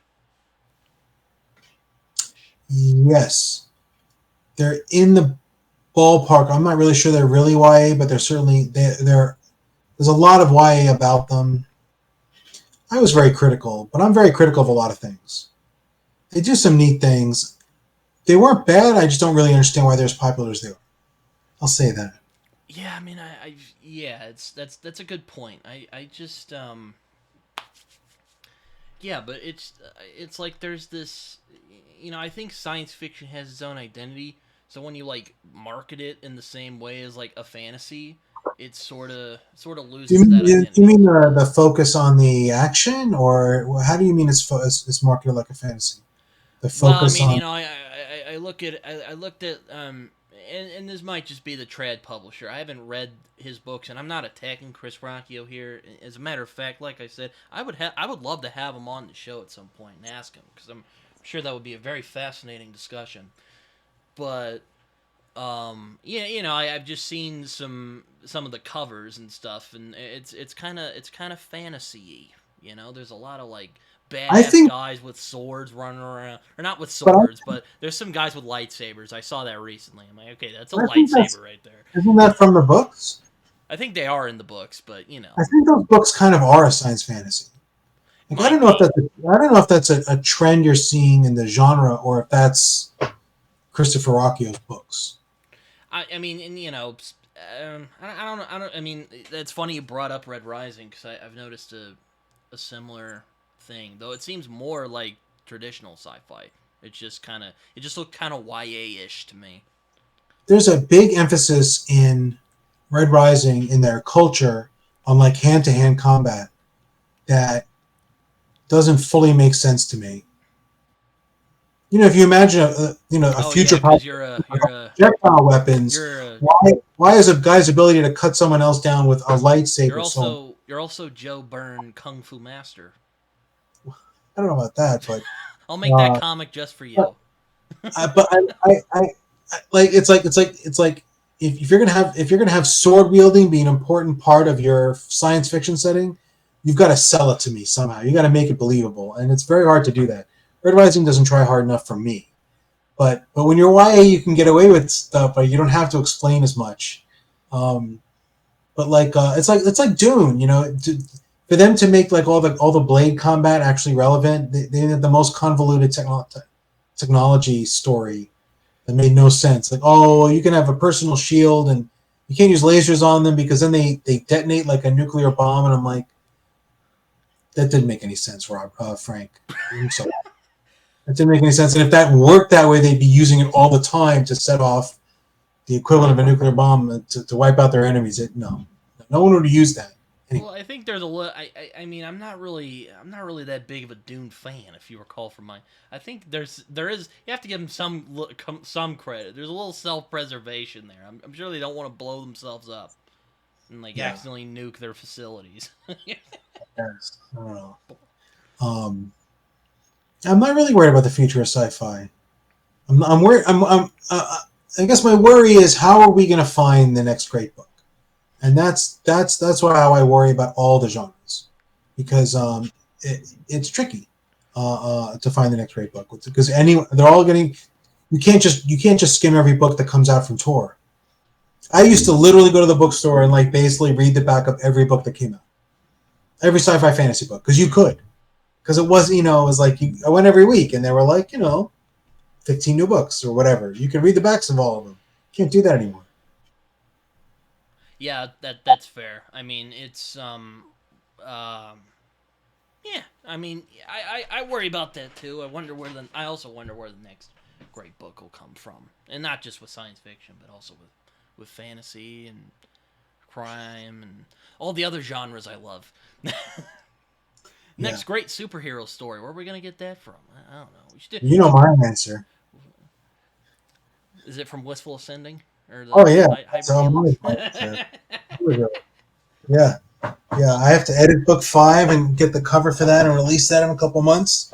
And well, I'll do like a mini spin-off with you. We'll do a state of the superhero, and then we'll complain about why superhero comics are flopping right now. I have read very few recent comics. I sort of fell off the wagon a few years ago, Because and I've wanted to make a rant about superhero fatigue, but like I just don't know the angle. Maybe we could do that. superhero fatigue is bullshit. People don't have superhero fatigue. People have bad movie fatigue. Exactly. That, that's that's the problem. It's like you know you look at like what killed the Marvels. It wasn't the Marvels. And people are like what went wrong in this movie? Is it the female leads? Is it the media? No, it wasn't killed. It was killed by the Eternals. Hmm. Right? It was killed. It was killed by Ant-Man 3. Right? It was killed because everyone at some point had this thing where the next Marvel movie they knew they were in for a good time. You give them a few bad movies in a row, and they don't feel that way anymore, and you've lost a lot of money because they don't believe it. Now you got to convince them again, and you got to come up with some really good movies, and they just been a few duds. Thor 4 was not good. I know. Love and Thunder. I don't think it's as bad as the Dark World because I just There were things in that book I loved. The goats, I will never stop laughing at those goats. Did you see Love and Thunder? I did. Yeah. The goats made me laugh so hard. I was a little let down because God Butcher Arc is one of my favorite superhero stories of all time, and yeah, Well, they fucked that goose. they made it a comedy, and it didn't. It shouldn't have been a. It should have been a. It could have had comedy in it, but it shouldn't have been a comedy. It should have been a heavy metal epic adventure. Damn it. Arrgh. Anyway, Yeah, I won't get into that. yeah. We'll do a But that's state of superheroes. where a lot of our science fiction. I mean, just if you look at like by the numbers, a lot of our science fiction is coming from Marvel. Yeah, but Right? I mean, I guess Guardians is science fantasy, but um, yeah, it's. I mean, yeah, you could call it that. I see where you're coming from there. Oh yeah, Guardians was a big motivation for me, tone wise, and setting wise. So I was a big fan of Guardians. Those were good movies. Oh yeah, I thought three almost made me cry, man. I'm telling you. And I want to see if James Gunn does justice to the space side of DC. I have no idea if he's planning to. I mean, I have my doubts about the new Superman movie they're making, but hey, it's James Gunn. He definitely understands what he's doing, so I'm not too worried. He was talking about bringing the Authority in, and the Authority is a very sci-fi. Have you read the Authority? No, I always kind of dismissed it as a bad Watchmen ripoff.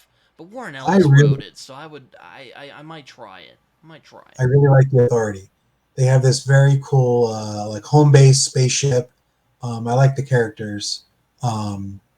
Midnighter is one of my favorite characters, just for the action scenes. Um, I mean, it had flaws. It was not like the greatest comic ever written, but I really liked it. But it definitely had a science fiction feeling to it.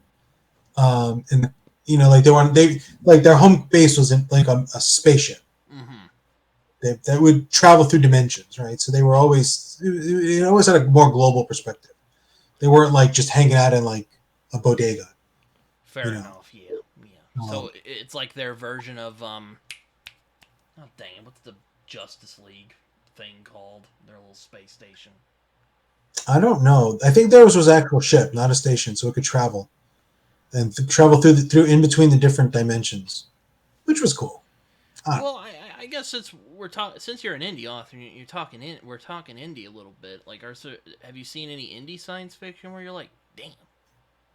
You read like I, Brian Skeffington or anything? I have read relatively little of it.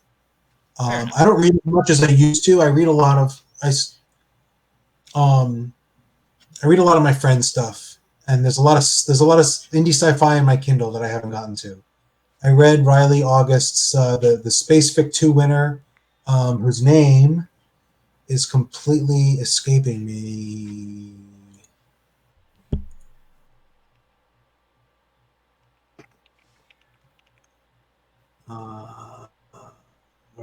The Last Gifts of the Universe. That was a good book.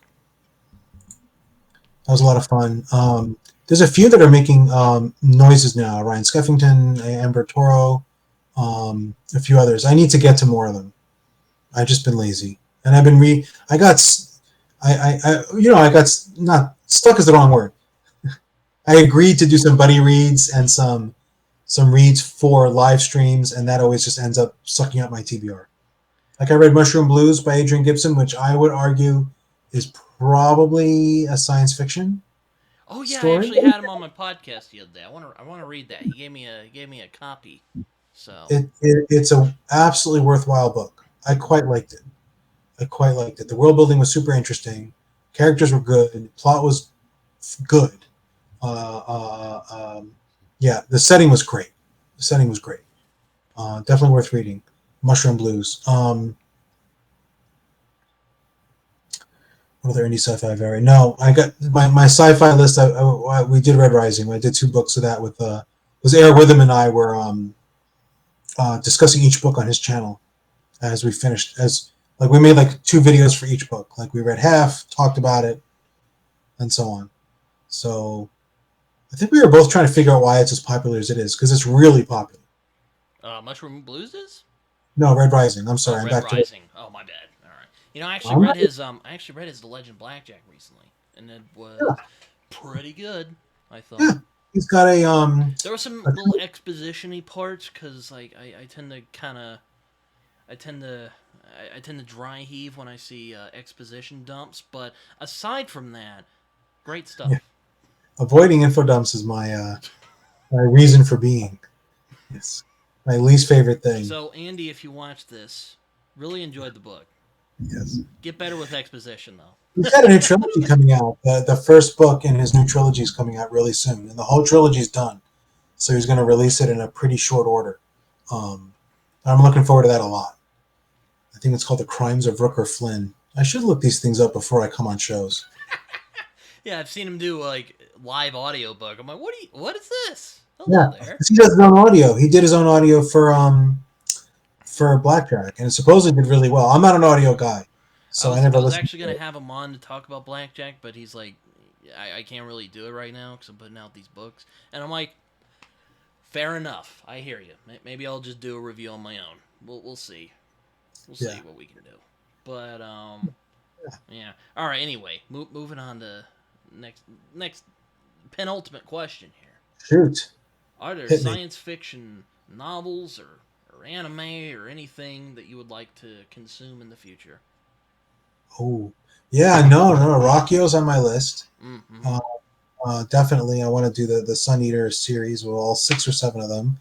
I want to reread Dune because at least Dune through God Emperor because I haven't read those in a few decades. Did my review give you the Dune spark? A little bit, but just also all the talk about also those the movies. Yeah, I actually did not see the second movie yet. I think I'm going to really enjoy it, but I really like the first one. I like the first one a lot. But all the criticism. There's a new Anne Leckie that I have on my Kindle I need to read. I feel like I want to just read everything she puts out. I really like it. At some point.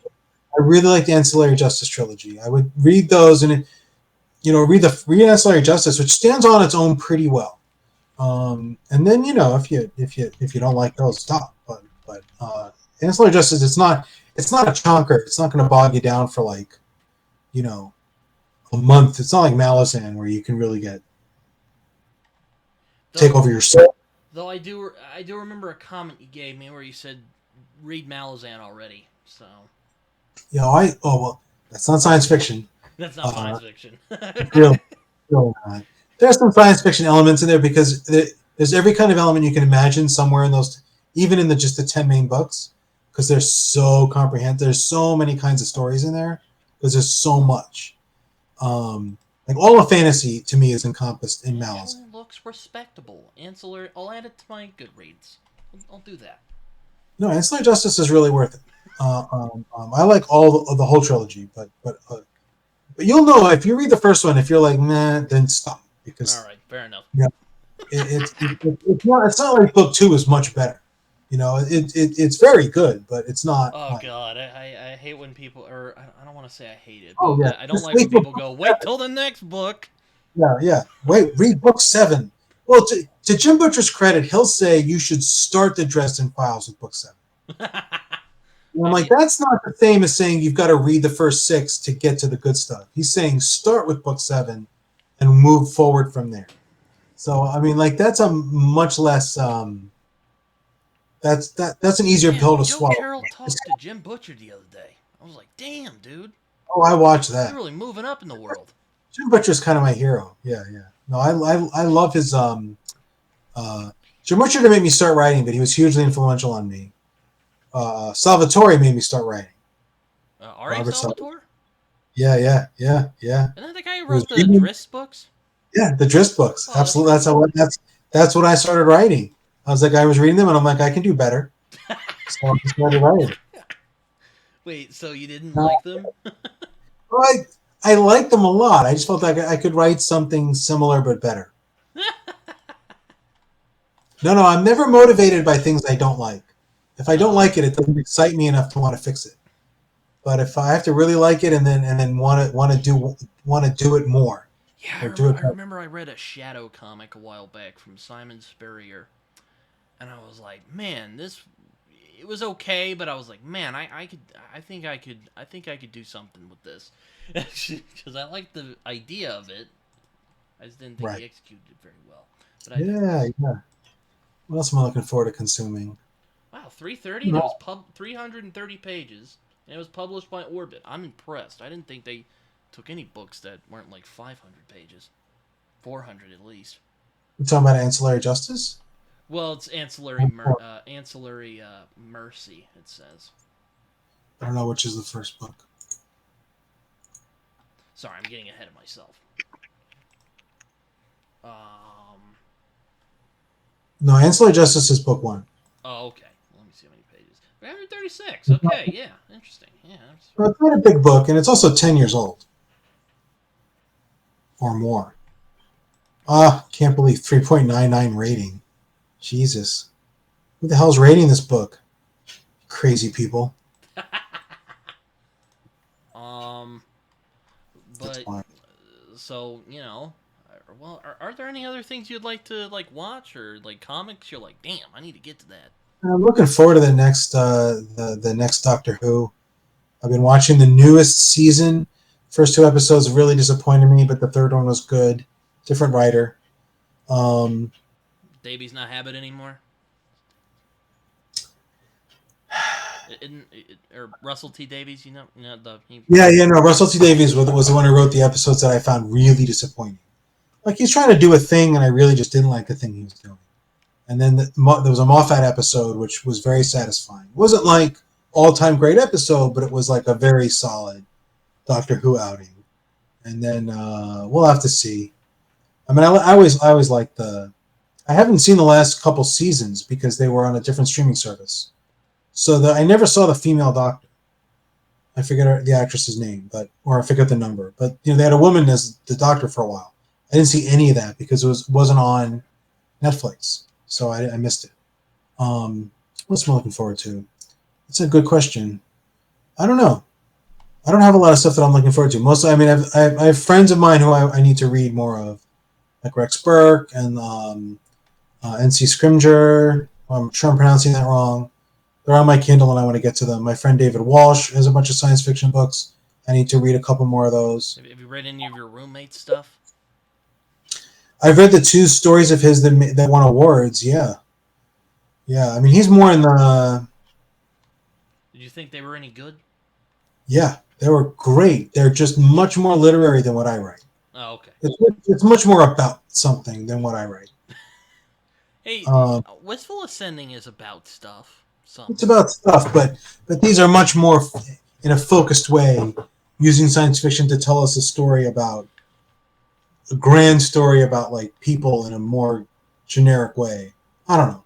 They're really good. He's a wonderful writer. The funny part is that as far as I know, I didn't know he had any interest in writing anything when we were roommates. That's what makes it funny that he's now a Hugo Award winner and I've got 5 novels out. What else am I looking for? I don't know.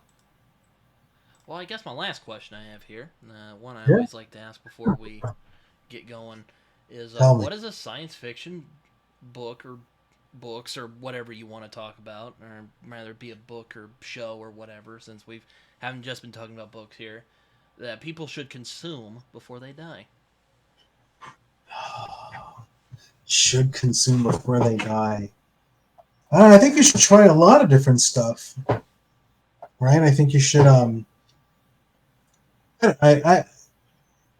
don't know that there is any, right? Like I think people in general, their lives will be better if they can find the things that they love. And if what you love is like the NFL, that's fantastic, right? Watch a bunch of games, and if what you love is like, pew pew shoot 'em ups, then maybe watch some Star Wars television.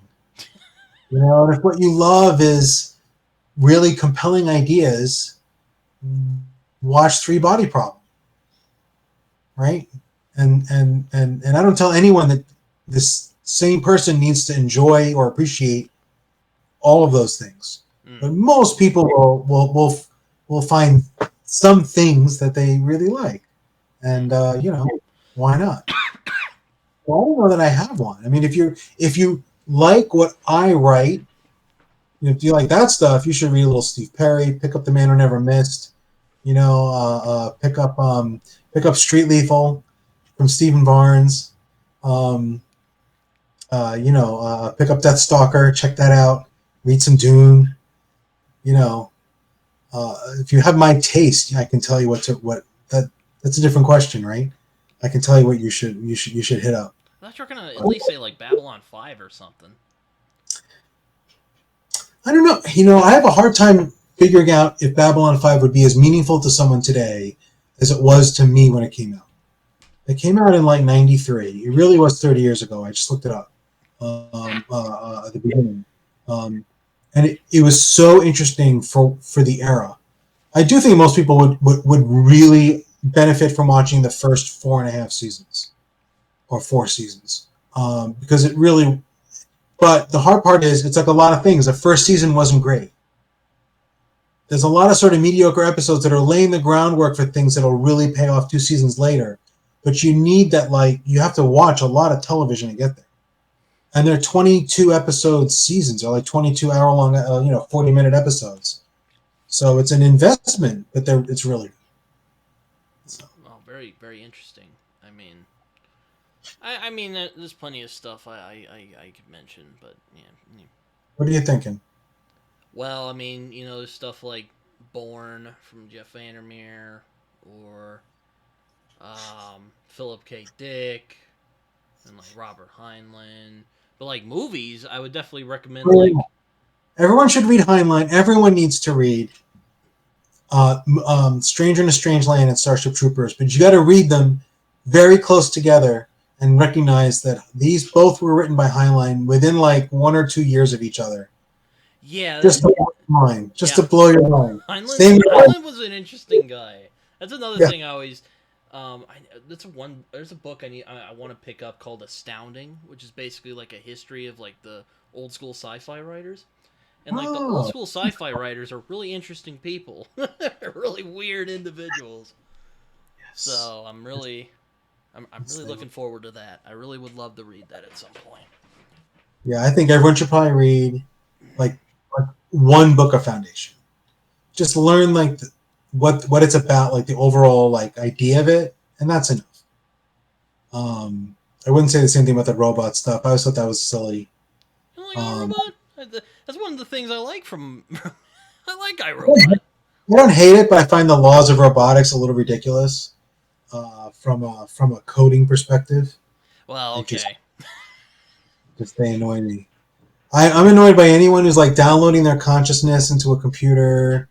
I'm annoyed by anyone who's like downloading their consciousness to a virtual reality.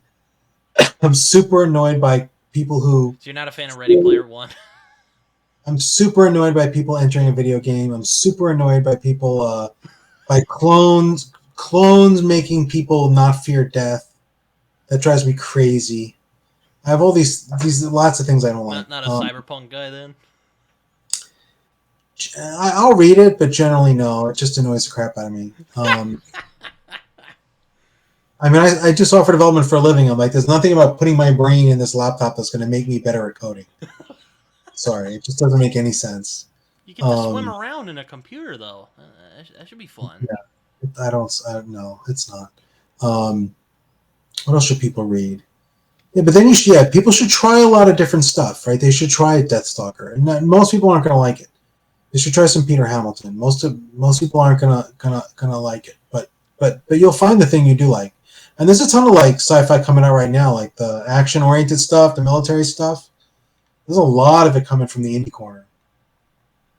I'm not familiar with most of it. Yeah, I need to read like Ryan Skeffington, and maybe I should get him on this show. That would be an Get him on the show. He's around. Ryan Skeffington, NC. I don't know when he would be available. Sometimes that's always the thing about setting these things up. It's always nice. It's always nice with you because you're always like down. Well, yeah. Well, we're also only an hour apart, and I don't have little kids anymore. Oh, that's true. That's a good point. That changes a lot. My youngest is 16, right? I'm not putting him to bed. I'm not giving him a bath. It's been a long time. So it's like, go away, child. Go to bed. He doesn't want me around, right? He's like, go away, Dad. I'm like, I'll be on a live stream if you need anything. I won't need anything to. So you're not cramping his style when he's I tend not to. He's 16. My parents weren't in my business when I was 16. I mean, I wasn't home. That was a different era, though. We didn't have cell phones, We just left in the morning. We came back when we came back. Wow, you only have 26 ratings here on or well, how many? Wait, what book's here? 26 ratings on my book? No, on your profile on Goodreads. Sorry. Oh, I don't use Goodreads religiously. Okay. I don't rate everything I read. Okay. How do you keep up with it all then? I don't care. Okay, you know what? Fine. The Fall is All There Is. I don't know if that's science fiction or weird fiction. What book? The Fall is All There Is by C.M. Kaplan. That was a good book. I'm looking at my own Goodreads now. The Fall is All There Is. It was SPIFBO finalist this year, and it was a Space Fix semifinalist this year. I've thought about like hitting him up for my podcast, but like I don't know. He's a great guy. I mean, I've been on. He's interviewed me on his, so I know him. I don't know what that would be like. I guess is my thing. I mean, the book is really good. I don't know if it's really science fiction. It's more weird fiction, That anyway, you could ask him that. Cameron Hurley. I know Graf likes her. I think that's a her. Let me look it up. I like Cameron Hurley, but I have the same problem with her that I have with like the grim. She's look. I don't know if you would call grimdark. I don't know if you would call science fiction grimdark, but if you did, it would be. It would be her. Like she's. Yeah, it's very much like things don't work out for the main characters. Everything sucks. Things go horribly in the end. So I like the writing and I like the general idea of it, but then the specifics. Well, I'm like, come on. Between final scene, I don't mind right? crap sack stuff. You're just not into the crap sack stuff, and that's okay. I'm really not. You're too old for the crap sack. Like we already see a bunch of crap in our world, Yeah, Orphan Planet, Rex Burke, that was pretty good. I didn't put a lot of science fiction on here. I only started 6 Weeks by Mur Lafferty. I like that book. She's Mur Lafferty I know because I listen to her podcast. She's a podcast about writing.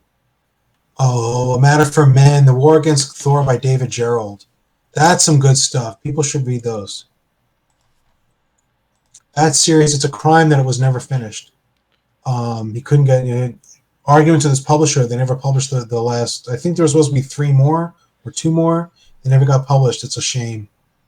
Those were really interesting books. It's a post-apocalyptic future. Basically, the Earth is getting invaded by a foreign ecosystem. So like there are these like worms growing everywhere, and it gets really deep into like these weird like self-help like neuro-linguistic programming type of technologies they use to try to get the people who are left on Earth to like really unite and fight off the invaders.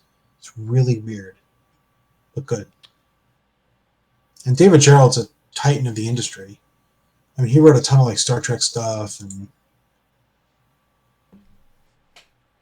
Oh, I mean, have you read any of like the Star Trek stuff tie-ins? Come on, I always get kind of I'm hesitant with the tie-ins because I'd rather I've just read like watch the show, you know. I've read very little of that. Not none, but very little. I never really cared enough. I think I would have gotten into the Star Wars tie-ins if I never did. I never got into those either. I don't know why. I just never quite got to them. I read a lot of Warhammer stuff for a while. I read a lot of D&D books. Not all, but a lot. Well, yeah, you mentioned R.A. Salvatore, so Yeah, yeah. That's true. That's true. isn't that in the D&D world? Oh yeah. Drizzt in Forgotten Realms, 100%. So I read a lot of those. I don't know if you count Warhammer. I don't know if I read any Warhammer 40k. Maybe I didn't. I think I read just regular old Warhammer stuff, which is not sci-fi. I'm surprised. I'm surprised you would entertain Warhammer. I've heard Warhammer is like crap, Zach. Like not a fun place to be at. But I Oh, digress. it's grim. The word term grimdark came from Warhammer 40k. Oh They what? invented Oh the yeah, that's word. right. They invented the word. Um, um, but some of the books are grimmer than others, and I like the Gotrek and Felix stuff, which is on the less grim side than the more funny side. Not a comedy, but cute. Gotrek and Felix, those were good things. I didn't read a ton of grim Warhammer either. Um, no, I'm trying to think what else I'm looking forward to. I don't really know. I don't have a plan like that. So as things will come up, I definitely want to read Rockio. At least start it this year. Good luck. I've seen some of them. They're chunky boys.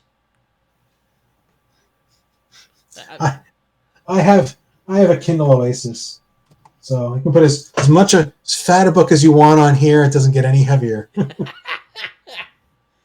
you're very lucky. You have a Kindle. Um, I like.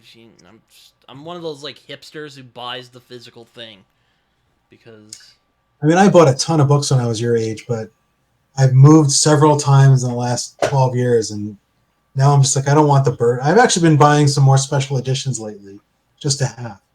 Um, but so are generally you speaking, so are you so are you like in the so do you use like Comixology? Do they still have Comixology? I heard it went into the crap. I was using Comixology for a while, and then I got the Marvel app for a while, and lately I just haven't been reading comics. Actually, I spent this whole weekend reading comics with their manhwa, and I'm reading Illegal Scanlations. Never even heard of this. Okay, so if you read manga or Japanese comics, manhwa are Korean comics. I've read one of them.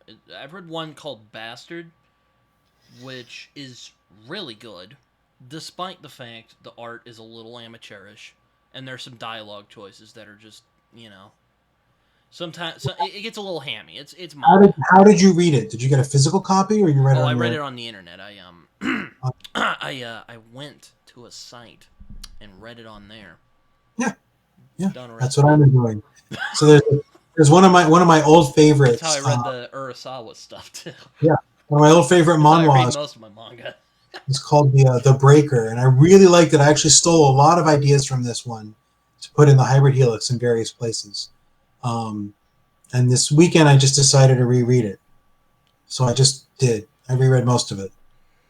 So I read 200 chapters of the Breaker this weekend. That's what I did. So All right but then. all online. Yeah, yeah, All right yeah. then. Well, there we go. um, Joe, as always, thank you for Thanks for having me. coming on. You're Of a good course. man. Thank you, You're a Brent. good man. Appreciate it. And I'm sorry I stalled for this long.